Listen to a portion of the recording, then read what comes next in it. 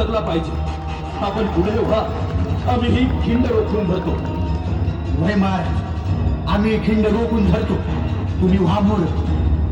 पण तुमचे प्राण, आमचे प्राण स्वराज्या पेक्षा मोठे नाहीत महाराज. तुम्ही सुरक्षित राहिला तरच स्वराज्य जिवंत राहील.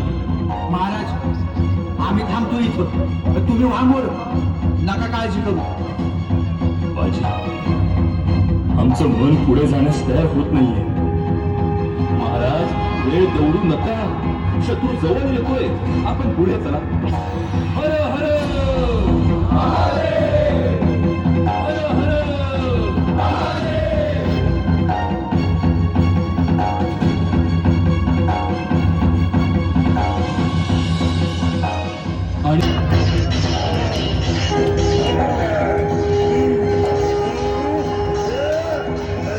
प्रहारानंतर शत्रू मागे हटत होता, पण बाजी प्रभूंचा निर्धार अधिक दृढ होत होता.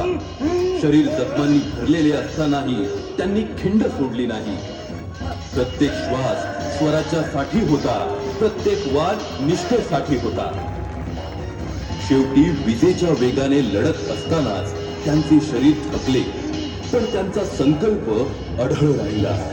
अखेरच्या श्वासापर्यंत त्यांनी खिंड रोखून धरली.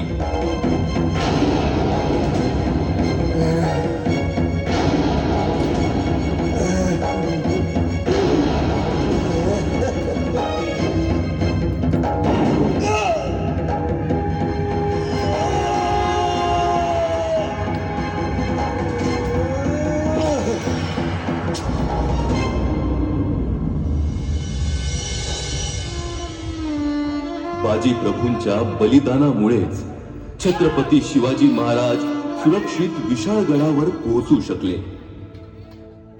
ही लढाई केवळ युद्ध नव्हते, ती होती निष्ठा, त्याग आणि स्वराज्य प्रेमाची सर्वोच्च परीक्षा.